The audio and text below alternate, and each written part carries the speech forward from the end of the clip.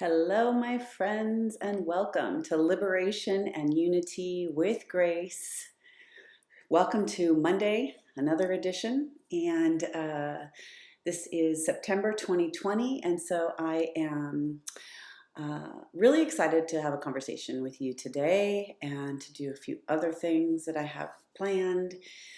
So, my point and topic today is about a multi-layered conversation about um, accelerating consciousness and the personal responsibility of happiness. Now, that may or may not be actually the title of what is on this video, but all morning and into today, I've been pondering this experience of how I personally am having, on a regular basis, I am having more joy and more happiness as we are even experiencing what seems to be a massive and radical awakening and shifting. The creation of the world stage is really, we're going through it, and the world is going through it. We're all going through metamorphosis, in my opinion, and a breakdown to get to a breakthrough. For all of these years, Osairah has, in a certain sense, if I listen back and I remember and I really plug into what they have been saying for years and years, they've been preparing us for this time where we were going to basically deconstruct the old systems, the old paradigms, the old thoughts, the old ways. We needed to expand and push through the veils of our limitation and into a new world. And I do believe that that is ultimately what we're doing. And, I have, in my own experience, which is an interesting thing to talk about, this idea that it is or it isn't okay to be happy. Personally, I, at the beginning of the year, was experiencing, for the last year or two, I've been experiencing on a more consistent and constant basis what people would perceive as happiness, right? And we also know that happiness isn't a constant state of being, but I do believe with our spiritual journey and our opportunities in life that we are given, we are able to transcend the pain and the pain body and this ego story system, memory system that we have, that we are always going to be suffering, that it's never going to get better, that what is really happiness anyway. When we do the work and when we do this inner thing that we're on this show on a regular basis talking about, which is the inward, the within process, the deep diving inside of ourselves, you can be given, I can be given, I have been given many experiences that afforded me, gave me the opportunity to choose, basically to choose. Am I going to let this thing be a perpetuation of pain and suffering, or am I going to let this thing that may be perceived as something not good, death, heartbreak, loss, we all go through lots of these things, but we either allow for it to transform us and we rise in our consciousness because of it, or we stay in the cycles and the processing of it. I personally have done that myself plenty of times, and then I don't know how I've always personally wanted to be in growth, into expansion. So this morning when I was walking my dog, I was thinking about how, wow, is it acceptable to be happy, to be feeling good, feeling joyful? I recognize that sometimes I'm feeling so good and I don't talk about it. So what is interesting about that is it was so easy for me for years to be able to talk about that I wasn't feeling good. It was so easy for me to talk about how I had the problems, the issues, the pain, the dramas, the stories, the memories, the stuff that kept that living in me and continued to honestly create more of that stuff in a certain sense.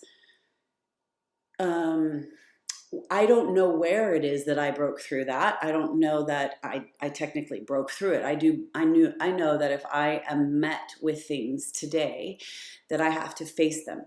I was having a conversation with my daughter about feelings and how feelings are, they come, right, and they go, and they are very often an indicator of something else. It's pointing us in a direction to look at, feel into, what is this feeling telling me? What is it that I need to acknowledge? What is it that I need to walk through? What is it that I need to talk about? What is it that I need to express? Well, what was interesting about that, when we had that conversation, it was generally about like about sadness, so no grief, or maybe depression, or these things that our feelings point us to.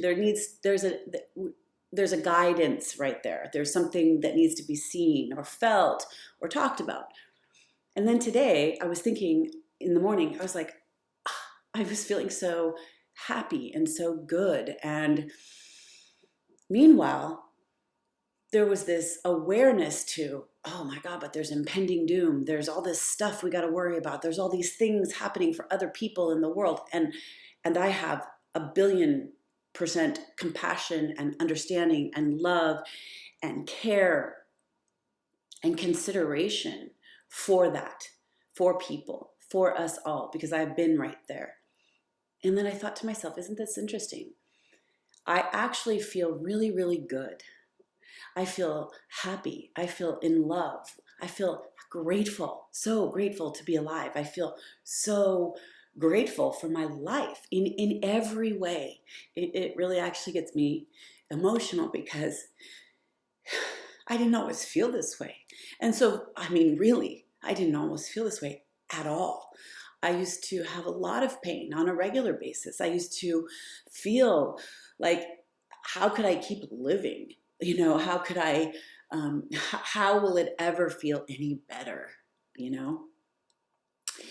And today, like many days, I wake up so happy. Really, it's not just happy. Like, happy is a sort of fleeting state of being.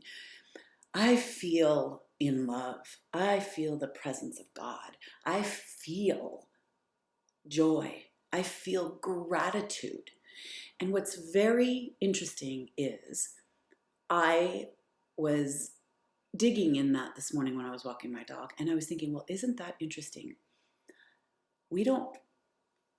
It's not so easy for us to be able to, number one, talk about it with ourselves that I feel good. Oh my God, acknowledging that I feel good, that I feel great, that I feel grateful, that I feel blessed, that I am and have worked so hard to get to these places where I don't feel repressed and suppressed all the time. I feel free. And that I thought to myself, well, isn't that interesting that that's not a topic of conversation that we accept so easily, as accepting far easier, that we need to talk about our pain, and that we need to talk about how unhappy we are and how everything is bad and how we need to change everything. And all that is true. That is a part of the process, in my opinion. That's absolutely necessary. We have to purge. We have to clear. We have to take responsibility. We have to determine that we are committed to growth through the painful things. So there is that stage of it.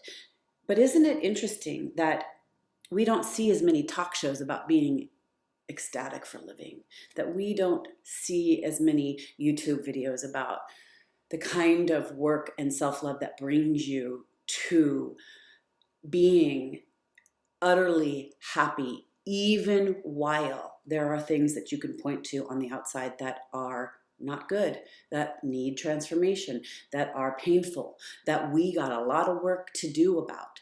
So I was rolling around with these thoughts, and I was like, wow, it's just culturally, emotionally, interpersonally, we're not really allowed to be really happy. In fact, I thought, well, isn't it interesting too? I thought, if I was going to say to one of my people that I know well, really good people to me, people I've known either for 45 years or who, I've known for a long, long time, or who really get me, who we are in sync with, Can I say to those people who know me and who love me and who we have traversed some things, can I say to them, I am so happy, and can they receive it? I really know that it used to be that I didn't have as many people who could. But I do know now that I have many people who could hold that space with me, who could say, oh, that makes me so happy. That makes me so grateful to see that in you. Therefore, I know it's possible for me. We are these incredible offerings to each other to hold a space. Well, holding that space means we have to actually be able to hold it within ourselves. So that was a really wonderful reflection. I have really wonderful people who not only would want my happiness, but who have dug deep within themselves, done the work within themselves, purged, clarified, and cleared the stuff that ties and binds us to the pain stories. This is not discounting the pain stories. Remember, I will always say that we have to deal with what we have to deal with. When I am in these times, even now, when I am confronted with my own feelings, a wave comes on and I feel sadness, I feel grief, I feel doom and gloom, I feel worry, I can feel concern, I feel sadness for another. I energetically pick up on and feel the connections with others. When I feel those things, I let them move through me. I don't stay stuck with them most of the time. That's a huge key to liberation and unity on the other side. Liberation being that we feel freer from the thing that was destroying our peace, right? But how do we even know peace if we've not really ever really held it within ourselves? And I do believe that that's a process, because like I can see that in youth. I can see that in the younger generations. I can see that when people are living heavily in their story. And the story is not to discount, and we're not discounting the story. I'm saying that when we just absolutely don't realize a higher mind, a higher consciousness, a higher awareness to these things, that we think we are that. We think we are the story. We are the pain. We are that this awful thing happened to me. This awful thing happened to me in my life. If we keep identifying with that and keep saying that that is what is me, that is what created me to be who I am and why I am and what I've done and what I've not done, that is our choosing for the lesser and the smaller self. That is for the mind constructs to hold us and tether us to not the liberation of our consciousness. So I'm wondering, as I'm free flowing with this right now, I'm wondering, is it possible for us to be happy in a time when things are cataclysmic in many people's minds? Plenty of people are in absolute fear, absolute despair, and I have so much consideration and empathy for that. I really do. And this is the greatest opportunity we have to continue to transcend these old stories, these old ways, these old ideas within our own self first, and then that magnifies and naturally rolls out into the world. So is it okay for me to be happy every day? Is it okay for me to say, I am so happy when I begin the day, let's say, or some days I wake up and I'm not so happy? Is it okay for me to ride my own experience and let it keep washing through me and let me continue to keep evolving? Yes, it is. And the only way to keep evolving is to let that occur. The idea that I'm happy today and I'm not happy tomorrow means that I didn't get it right? No. It means that I am rolling through the process of being human, accelerating my consciousness each and every moment, not just daily, but every moment. I have a continual choice for personal responsibility to remember that I am an eternal being of consciousness. And in this body, anything and everything I do, anything and everything I think, anything and everything I act upon, the ways that I treat others, the ways that I treat myself, because it all begins within, the ways that I care and love and talk to myself, how I give self-care and self-talk within, absolutely continues to roll out into my life. I be that with my children. I be that with my clients. I be that with my love. I be that with myself. I be that with my animals. I be that expression of consciousness, remembering that I am here creating my living embodiment, my living connection to that this is, I am not the stories, I'm not the memory. Those things, they don't even have to have an attachment to me if I've worked through them. They can be, oh yeah, I remember I had those things happen. I had that thing happen. You know, I'll give you the example. And I can see how, like, whew, this is a big thing because I'm in it. But like, to talk about the things that have happened to us that are tragic, that are things that are real life issues that we have to overcome, whether or not that's losing all your money or having a heartbreak practically kill you, or having death occur. You know, I will share some throughout this series. I plan on sharing over time, gently, some of my own experiences. I've often shared that I've had a lot of my family, the majority of my entire core family people, my core family members, the ones who were the most important parts of my life growing up, etc., all died in a very short amount of time, and some very suddenly. When you have shocking death, it really changes you. You become there's a shock. It's definitely, for me, it's been a part of my story, but it's also been, and I don't like the idea of story, but it is a part of my life experience that has catapulted change for me.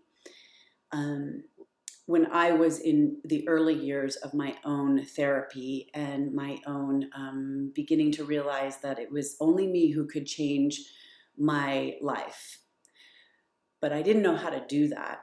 I would look back to my childhood and point to it. You know, oh, this happened, that happened, this happened. And that was a part of the unwinding. And it's very necessary. I think it's really vitally important to have an unwinding of our environments and places we've come from and all the things. And, you know, our body is making this kind of constant record. Our body is constantly I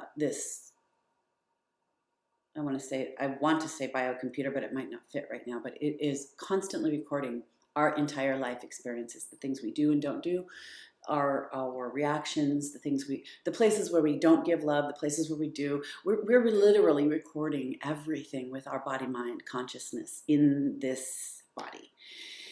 And so I know that from having the life review of having a quote near-death experience, that you feel you see the places where major things happened and where you could have done something different. There's this record you get to see. And in looking at your life, when you have that, when you deal with shocking events, when you are moving through things that are really, really painful, we have a choice. We have a choice to say, this is going to stick to me and make me the victim, make me not thrive. We have to be able to see these things, but we have to also be able to make a choice. To be a human chooser, as Osairah says, about what this consciousness is here to do. And our liberation comes from our inner experience of freedom and joy. It comes from realizing you are not the tie-downs of the story or of the events of your tragedies, of your experience. And that is a part of the process. I would say at the beginning of that is the dealing with all the things. We have to unwind it. we do have to tell our pain story. We do have to process. We do have to cry. We have to go through stuff. And when we have done that, and we have really come through the other side of that, there is a real joy and love for life. There is a gratitude. When we grow and realize we are beyond what this experience is, there's something that changes us inherently. We become changed. We become born again in many different ways. We experience life differently. And so being happy, being in that place, being free, feeling joy, not based upon the circumstances, based upon the inner experience. I'm telling you, that is it. That is what we're all sort of saying happiness is. That's what we're all looking for. The inner experience to say that no matter what is occurring on the outside, and that's tricky because, oh boy, there's a lot of things I don't actually want to experience to test this, right?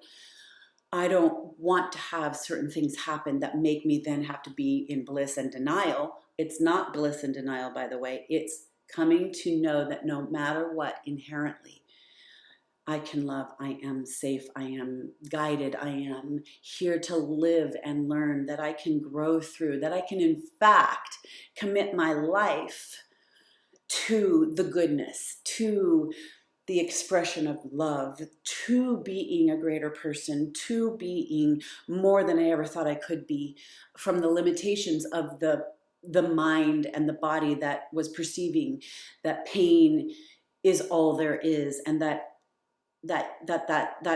place within me is the stuckness of life. I see people living that like all the time, and I sometimes I want to shake them. I'm like, you're the only one who can do this. You're the only one who can dig deeper in and listen to your truth inside of you. Listen to what it is that is calling your attention, calling you to know how to love yourself more, to commit to a greater version of yourself. When we realize we are not our stories, when we realize we are not our pain, when we really realize that, my goodness, this is so short, this is so temporary, and when we remember on a certain level, if you can remember on a soul level, I've been here before, I've done this. I know that I'm here with my soul's journey for a higher calling in this life, whatever that is, however I grow to be at the greater level of consciousness. The greater level of consciousness is to remember that you are eternal, that you are literally love embodied, light consciousness embodied. And there are those people. We've read about them. We've watched, documentaries on them. We've seen people in the world give their experience and recount their stories of the horrendous things they may have gone through and how that made them devote to becoming a better person. I remember reading many years ago, and I'm sure there's a number of these stories around out there now or recently, but many years ago, I remember reading a story of, I think it was, she was a single mother, maybe it was I'm not sure if it was a single mom or if it was a couple, and someone killed their child. And this is happening for us, right? We're all seeing these kinds of things happening. And the thing about this particular story, I remember being so, I was so affected by this. I thought the parents, I'm pretty sure it was a couple, and their belief in forgiveness at that time for me went beyond what I could perceive, because I was just like, oh my God, they went to the courtroom about the killer. They went to everyone. And when they got up and had to testify and say something, they honestly and authentically were coming from complete love and forgiveness. They had made a choice, not from denial. They made a choice from a spiritual level to not turn towards hatred and rage. They had made a spiritual choice to literally love and forgive the killer of their child. And I remember thinking, my God, I would love to be able to do that. I don't think I could do that. And literally, the interesting thing about that story, and I wish I could remember the details, I can't, but I do remember that that person went to jail and was convicted. I think the person was around the same age or just a little bit older than their child. When I say child, I actually think they were in their teens or 20s, early 20s maybe. And the one who killed their child went to jail, and the mother and the father went all the time, like once a week, to this person's, the convicted killer of their child, went to the prison weekly for years. And basically, in a certain sense, realized that that person had so much pain that this thing got acted out, and they were here to love their child through and to this person, that their job was to transform this horrendous experience into love and forgiveness, and for not more lives to be taken by the pain of hatred and loss and rage and non-forgiveness. And it moved something in me to realize that that was even a possibility. I don't want to be tested on those kinds of things. Who does? No one does. Everybody has a different soul's journey and a different process with all of these things. The things we experience in the world, the things we experience on our inside, and the things and reasons why we actually come. So we got 7-8 billion of us having our own realities for our soul's experience, to raise our vibrations in a body and simultaneously incorporating to hold a higher consciousness in this body on this planet. That's what we're doing. And when I looked at that family and I looked at this mother, and I thought to myself, my God, could I do that? Would I be able to do that? I can only hope that I could do that, but it was a living example to me about the potential that we have inside of ourselves to transform anything. To remember that we are here having an experience beyond the physical flesh of what we think from the egoic stand. That is a powerful thing. So when I was thinking this morning, it's like, it is my birthright to be happy and to talk about it. Oh my gosh, Grace, wait, no, you can't talk about being happy. I have someone else I was recently talking to a number of weeks ago about this. And I was also talking about this with this person at the beginning of the year, because in January, I was just really having another layer of my own, like, peeling back of joy, of happiness, of literally feeling the success of my life. And I do not mean the success of money. I do not mean the success of my YouTube channel. I do not mean the success in the world's stage ideas of what success is. I am talking about where I have come from and where I am internally. I felt happier and was feeling happier than I ever did. And I was letting myself feel that way. I was letting myself feel that way every day. And I would notice, oh my gosh, is it okay to feel this good? Is it okay to feel this good? Grief, it's not grief. Guilt would sometimes creep in. Guilt would come in and be like, no, you can't really be that happy because, first of all, it's probably going to fall down and you're not going to be happy forever. So then there's this like old egoic mind that's like, don't be happy because it's not going to last. And I was just like, I saw these things happening in myself. I saw them happening in my mind. I saw myself doing this kind of banter. And I was just like having to really lovingly good parent my own self in here. And I had to say, it's okay. I may not be happy forever, every single day, constantly, forever. But I can experience to let this in. I can experience to fill my own cup with the love and joy that I have worked so hard to be, to experience, to feel.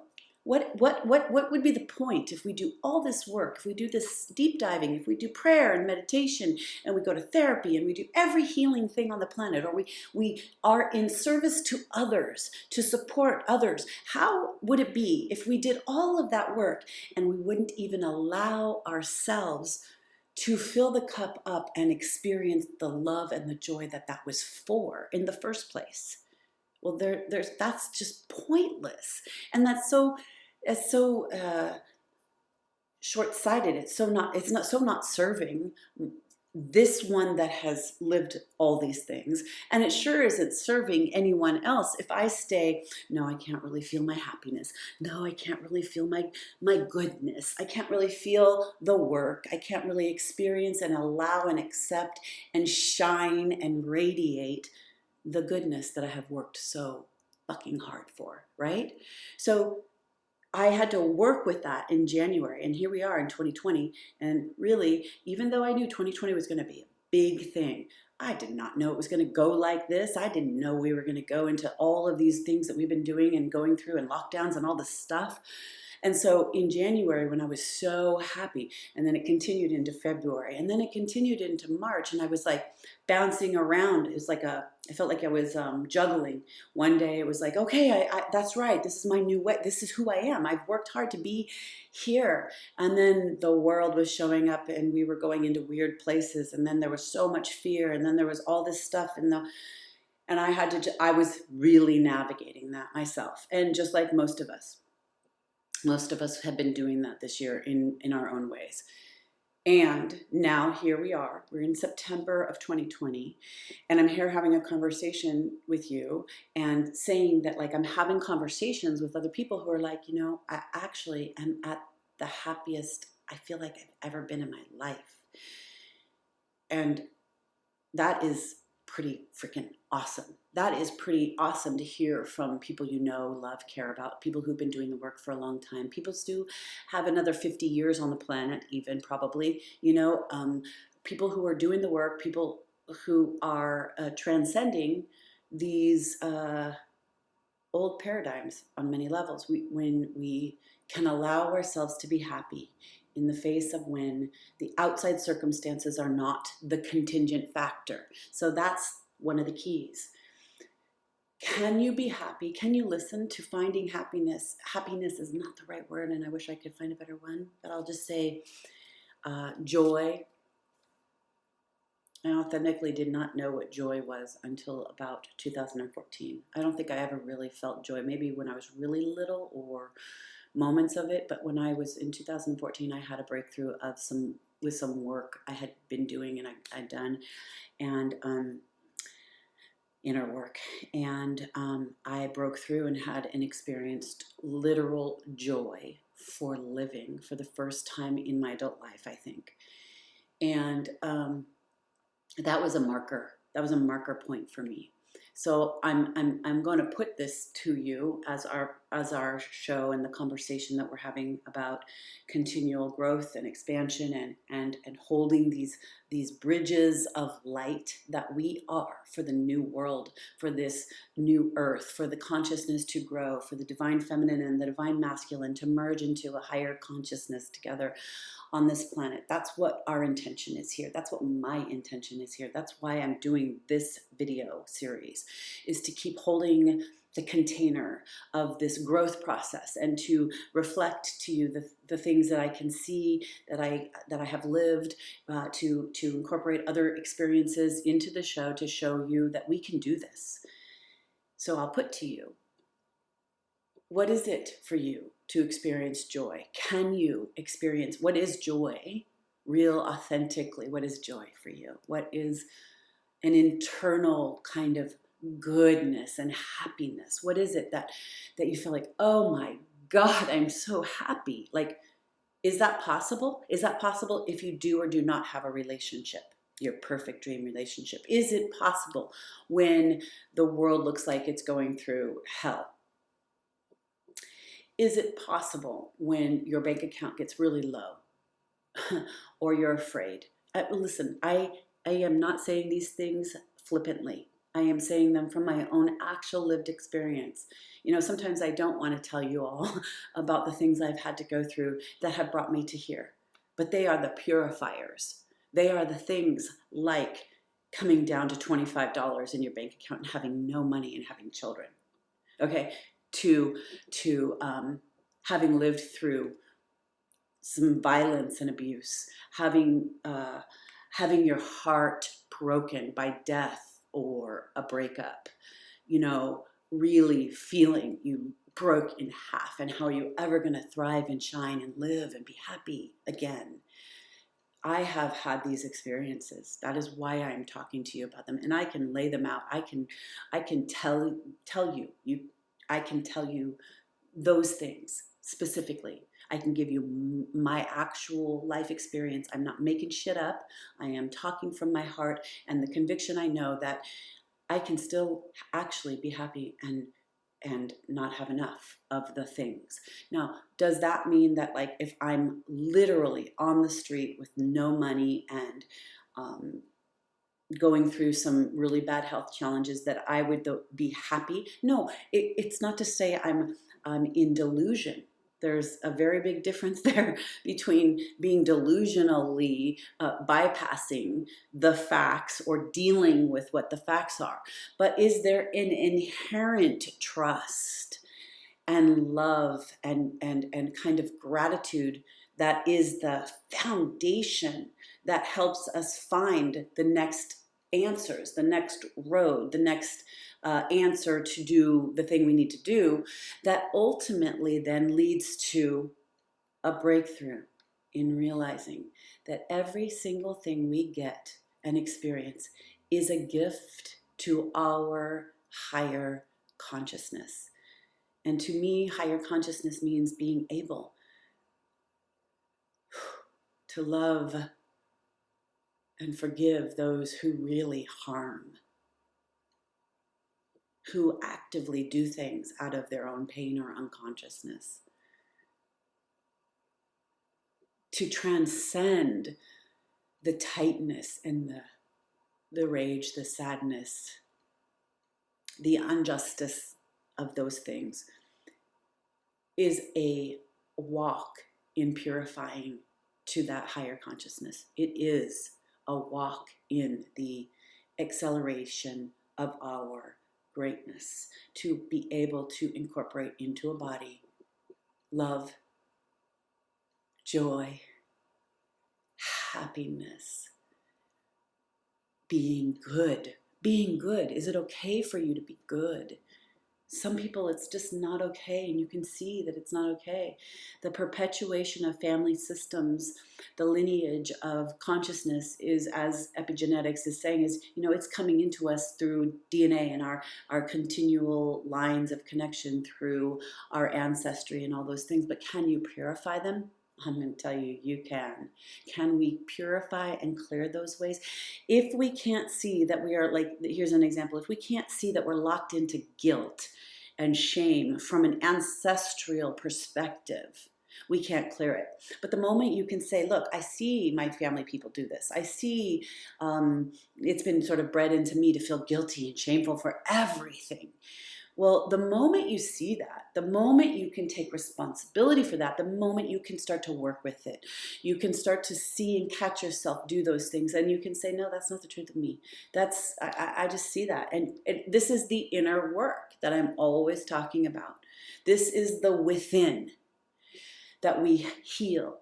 Good mother, good father, that we love ourselves and we purify and we clear these old patterns and programs so that we can actually be happy today.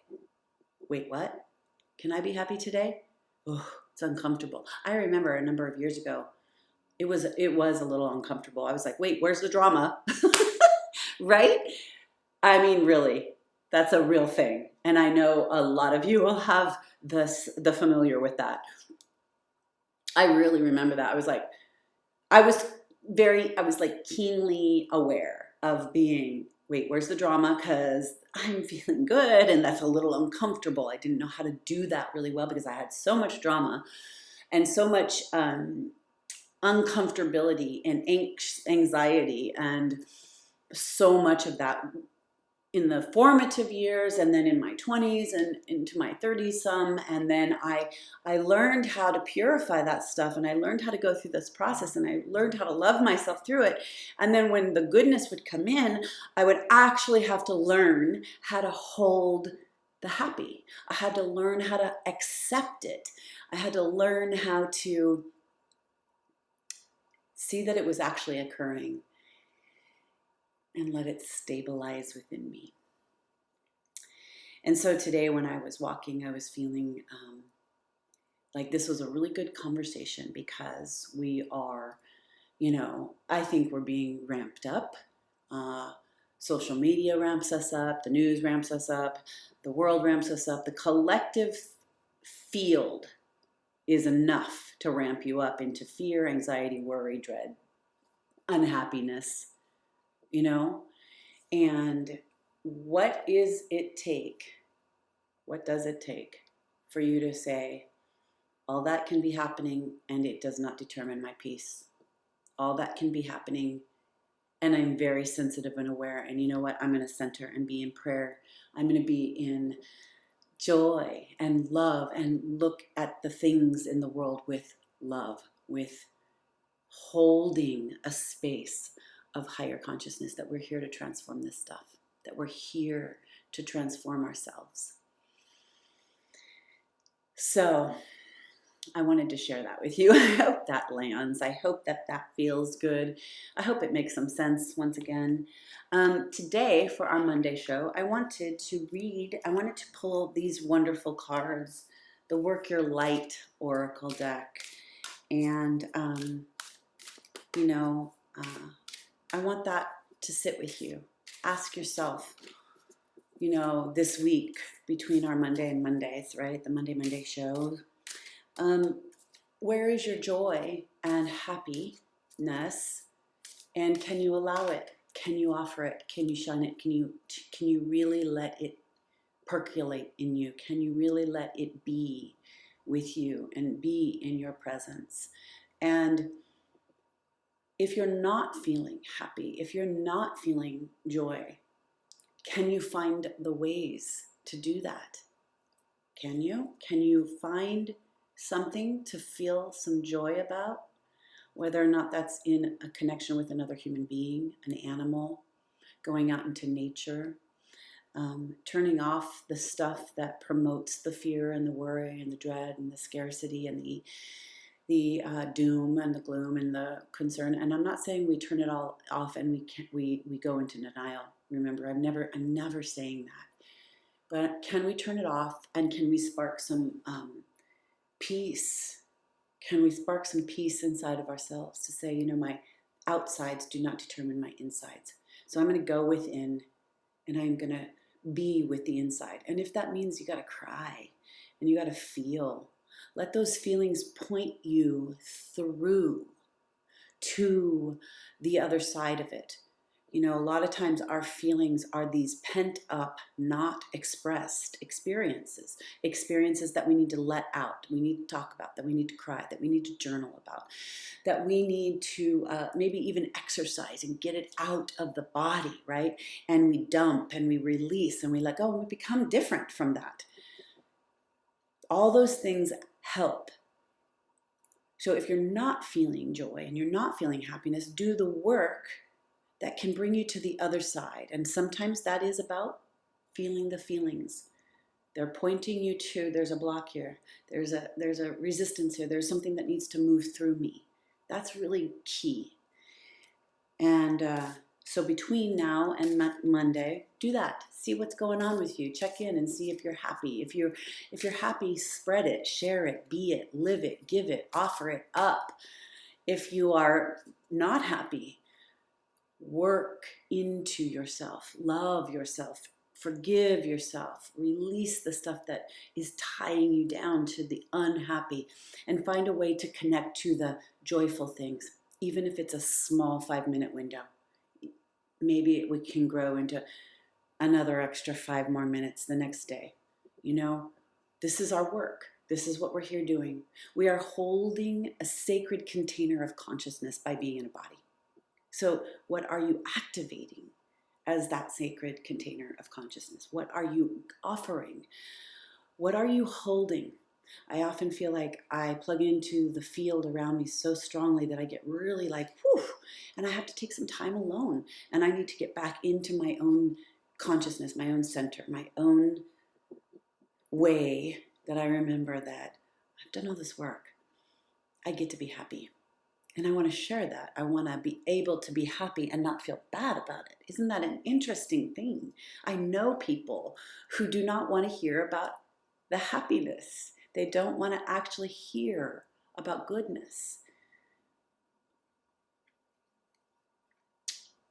That's pretty rough living, right? We get addicted to these things. We get addicted to our drama, to our unhappiness. And it is really, truly only our commitment and devotion to shifting that changes it. So I wanted to pull a Work Your Light card, maybe 2, I'm not sure. I'm going to go with the flow here and read it to you, okay? Because sometimes I just read the cards. So let's do just a little reading. Yeah, let's do a reading. I'm going to pull for this week a few things for you to remember, okay? The first one is, well, these cards are pretty magical, and it is this Work Your Light by Rebecca Campbell. I like this. And it is, this particular card is Lumeria, creating heaven on earth. It's happening. Okay, so let me see if you can see that a little better. That's really pretty. And now I'm going to read it to you, because I don't always read it. Here we go. How do I find that one? I forgot that these books are a little tricky. All right, hold on.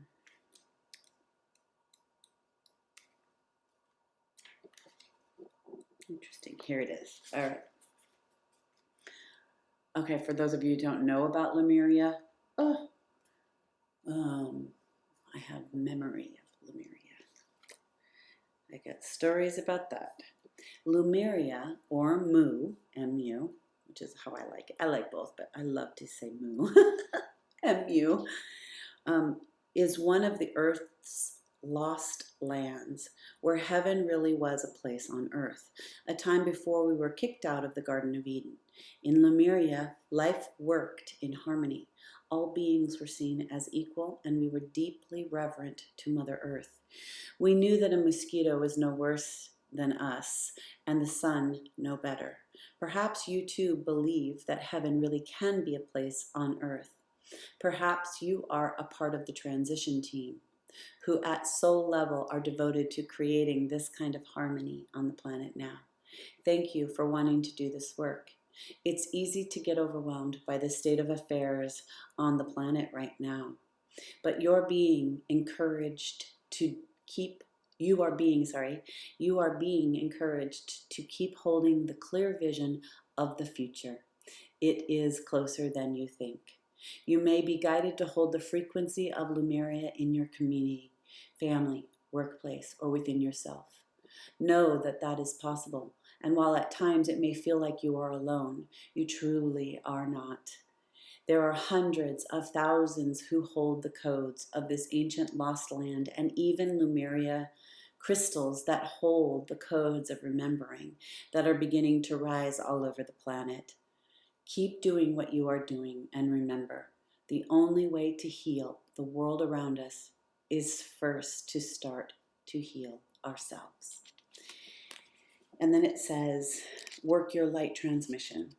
Hold the card and say to your heart, I hold the codes of Lemuria and believe that heaven really can be a place on earth.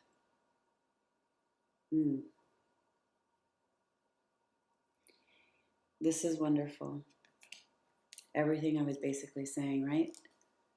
So we hold the key codes on this planet through our living embodiment.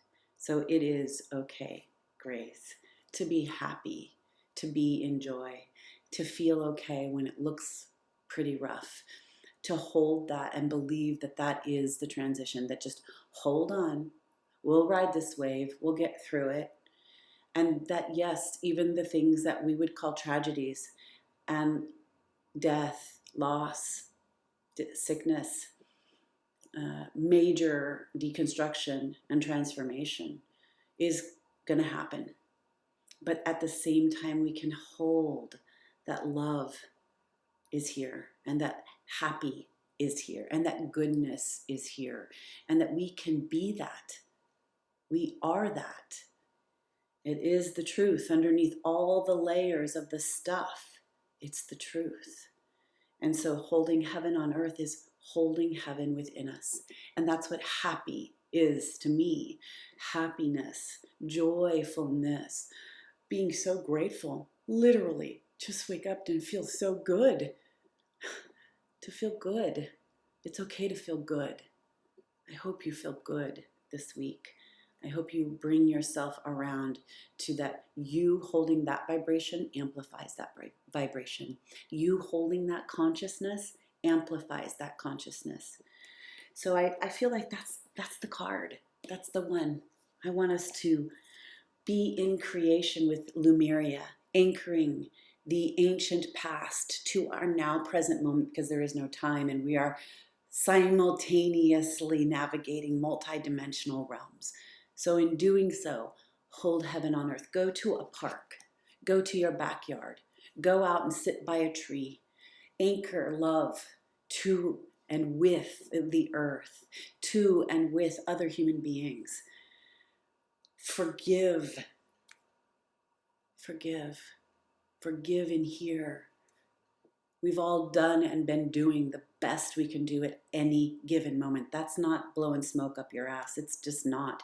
It is that we do our very best in any situation, even when we make choices we know we should not. Even when we act out things we know we could have done better and didn't. These are the ways we make our reparations to ourselves and begin to grow a greater consciousness and love fully embodied in our lives. And then we can't help but do that and give that and be that to other people. This is the way. It makes me happy to share this with you. It makes me grateful to be alive. And I've been in utter blackness and despair. I too have experienced that. And I'm telling you, I'm sending the life raft out. I am throwing the rope over into the deep, dark cavern. And I'm saying there's a way out of that. We are the way out of that. You are. It is in here. Do the work. Pray. Ask. Offer, change, be willing. Call it in. Connect with me. Connect with us. Keep doing the work. This is what we're doing. We are changing the world, actually. We are. It's slow in the 3D reality. We still have stuff to deconstruct. These fires in the world that we have seen, both like in Australia at the end of last year, in California, here in Arizona, fires are real. We're all going through a collective fire. In 2018, I had to be evacuated from my house. I went through it, and it was like I saw the flames coming over the hills right on my street. I thought our houses were all going to go. They didn't. We were lucky. We were lucky, and that is very representative for me. Fire is a literal purifier and transformer. And when it all goes to ash, like I have in my own life many times, we rise from the ashes and we are born again. Something is born through the ashes. And around my home in my area, when it was black, within 6 months you could see the green sprouts. Within a year you see the flourishing hills again. And you know there is a perfect order to all of this. You are, we are. Happiness is a perfect order, and you can accept it, and then you can give that. Happy, meaning joyful living, gratitude is your birthright. And the suffering that brings us to that is the fire. Use it for that and let it transform you. So this is my way today, this Monday, towards our continual inner and outer liberation and unity, inner and outer. I love you. I'm grateful. Thanks for being here. Thanks for sharing, liking, and commenting below. So much more to come. I love these Mondays. Thank you. Thank you, thank you, thank you. I'm so grateful. From my heart to yours. Until next time, so much love.